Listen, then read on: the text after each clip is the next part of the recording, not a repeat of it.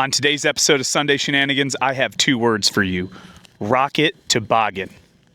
This episode also marks the dawn of the Sunday Shenanigans space program. If you'd like to be a Sunday Shenanigans astronaut, send in your application. We do feel obliged to tell you that there is a high likelihood you will not survive this program, or will receive any sort of compensation. Anyways, let's get to it.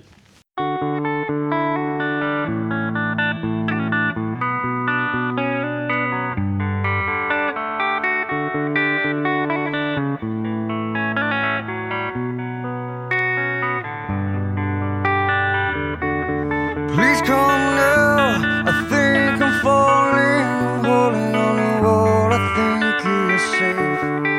It seems I found the road to nowhere, and I'm trying to escape. I am back when I heard thunder, but I'm down to one last breath. And will it let me say,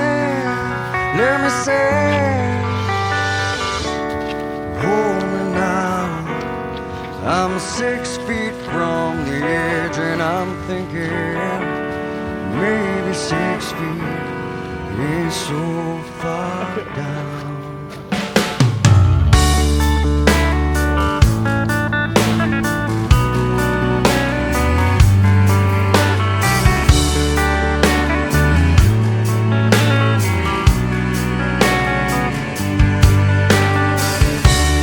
I'm looking down, now that it's over, reflecting on all of my mistakes. I thought I found the road to somewhere in His grace. I cried out, heaven save me, but I'm down to one last breath. And will it let me say, hold me now. I'm 6 feet from the edge, and I'm thinking maybe 6 feet ain't so far down. All right. If you find science boring, skip this part. Otherwise, quick word from the Sunday Shenanigans Science, Research, and Development Department, which was just formed 5 minutes ago. Jake, what forces are we working with here today? 3 forces today: thrust force, sliding resistance, and aerodynamic drag resistance. Thrust force is going to be brought to us by E45 equivalent sugar rocket motors, and we have no clue who made those.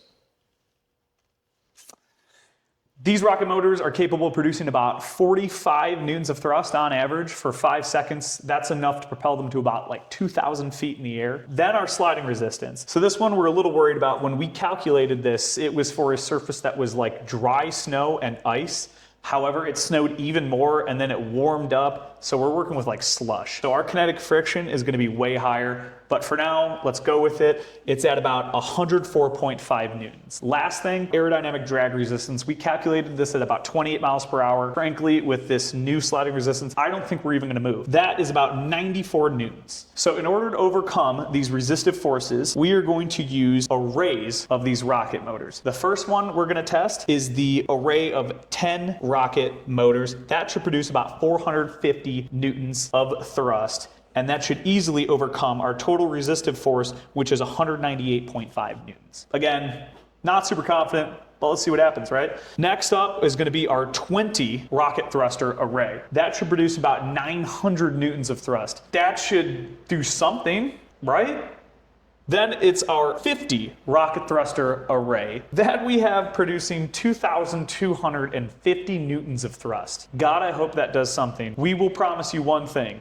We will come back to this and either add many, many more rocket thrusters, or we'll make one big f***ing rocket thruster. It's time for liftoff. All right. Test 1. We're going to try out 10 rocket thrusters. Probably not going to move much, but let's see how this goes. Basically what we're gonna do, we're gonna light them. Jake's gonna go to the front and start pulling me along, right? That gets rid of a lot of that static friction that you have if you start from a stop. By the time he's out there, those thrusters will kick in, and then again, like he said, probably not gonna do much, so we'll see though. Keep going, go.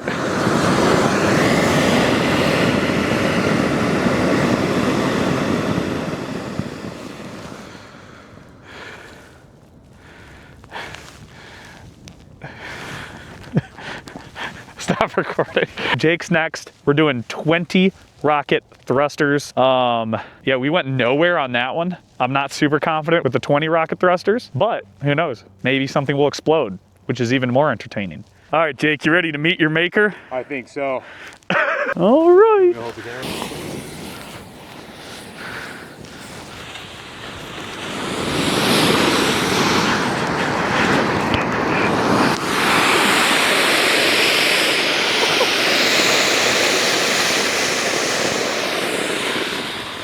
Okay, I actually felt thrust on that one. You became way lighter. Okay, okay. Time for the 50 pack. All right, let's run it. Hold me now. I'm 6 feet from the edge and I'm thinking maybe 6 feet ain't so far down. I'm so far down. Said eyes follow me, but I still believe there's something left for me. All right, Jake's doing 50 rocket thrusters. Jake, are you ready to meet your maker again? I am. One small step for man and one giant leap for Sunday shenanigans.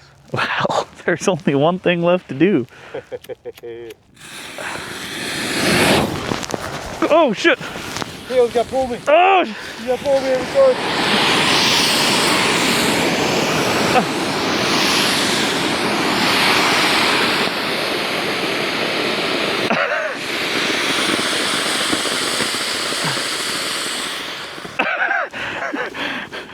well, Pull me. let's just... Just pull me. Ah. We blew everything right.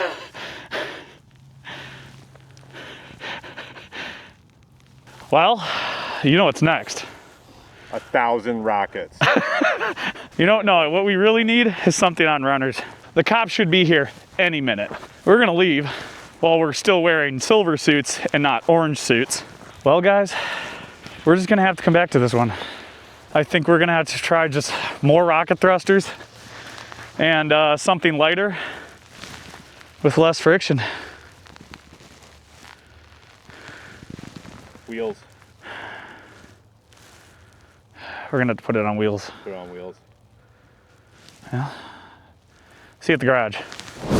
All right, well, as predicted, we went nowhere. We kind of saw that coming. But either way, might as well show you what we're working with here. Basically, you have your array of rocket thrusters with kind of a clamp holding them down, and then this guy gets held in by a screw on the outside.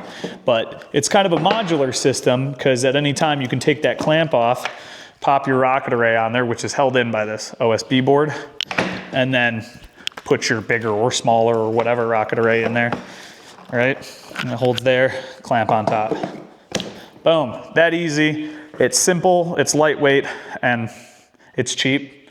You know, the Toboggan, which we thought was gonna have metal runners, again, sliding resistance was a problem. This was only 35 bucks. All the materials, a lot of it we had lying around, but I mean, we're talking 40, 50 bucks here. Nothing crazy. And the rocket thrusters were a gift from God.